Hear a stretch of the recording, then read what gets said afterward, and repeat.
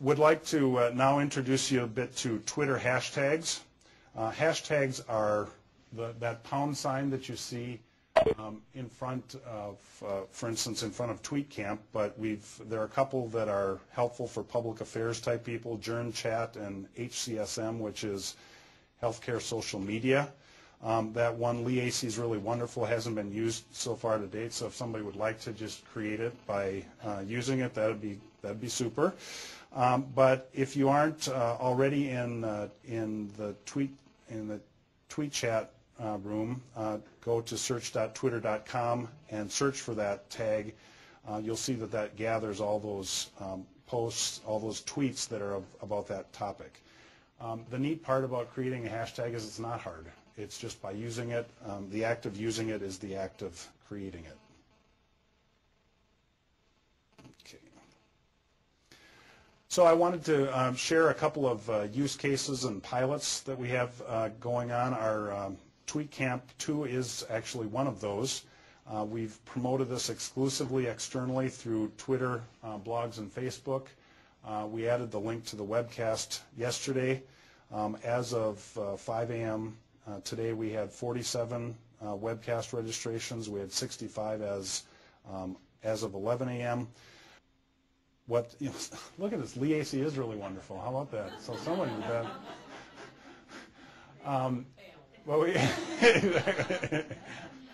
All right. So there you get the picture of how that works. It's really simple to set those up.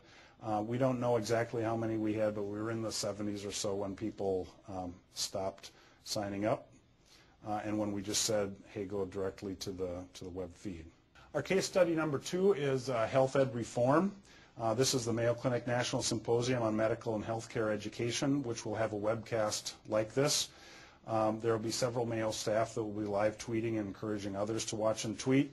There's potential to broaden our event awareness and participation. So we're seeing that as a great way of, and we're going to have 100+ people from outside of Mayo here for this symposium, as well as some Mayo people.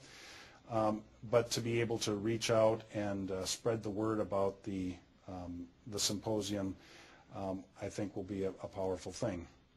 Our pilot number 3 is Dr. Victor Montori will be discussing his diabetes paper next Monday at 5 p.m. Central Time, and the link to that post on our Mayo Clinic news blog is there.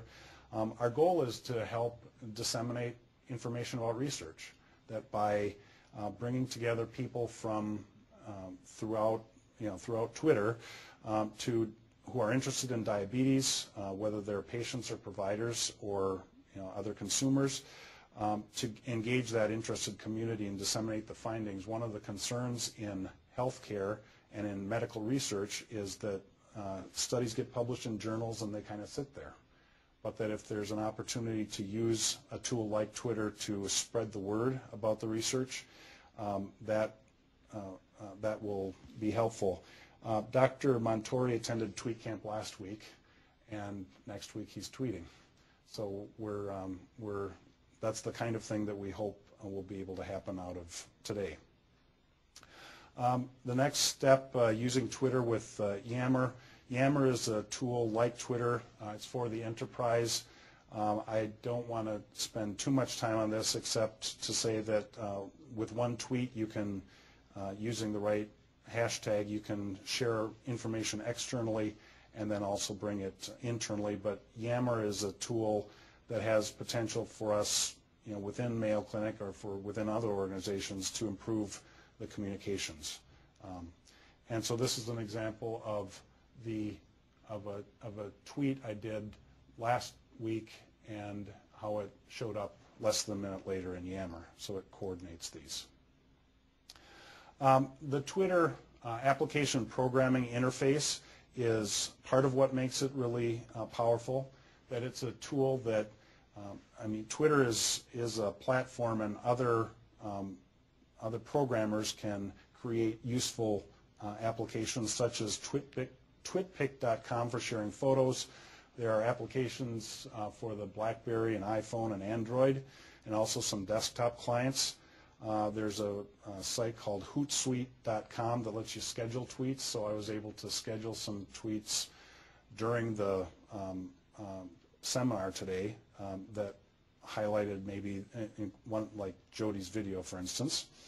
But there are literally hundreds of others, and I would invite people to tweet your favorites and their functions to the Tweetcamp II hashtag, which will help us be able to go back and learn about some of the neat applications. Wanted to take a bit too to talk about Twitter etiquette. I don't know that I'm the Miss Manners. Nobody would ever call me the Miss Manners of anything, but just to help share some of the information about what is considered good practice so that you're not offending people. Generally, if people follow you, it's good to follow them. We were probably committing faux pas for a while with Mayo's account when we had lots of people following us and we weren't following any. We'll get into that in a bit. But following does not equal endorsement. Following just enables people to be able to send you a direct message in Twitter instead of being out in the public stream.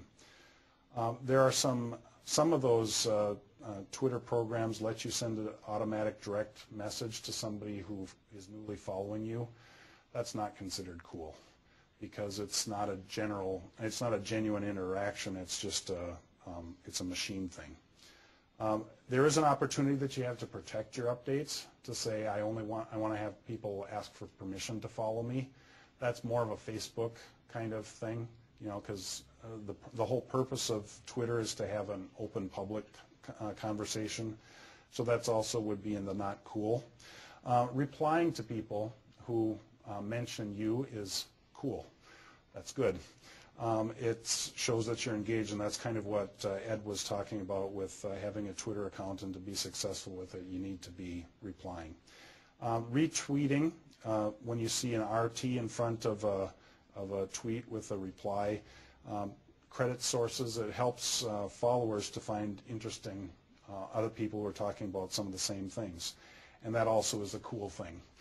Another thing to not do is to not conceal your work affiliation, so that what you want to have in your profile is to be straight out about who you work for, so that it doesn't look like you're astroturfing or spamming. If anybody has a question about what astroturfing is, we can get to that later, but it's essentially fake grassroots, and you don't want to do that. But we'll have some examples of that.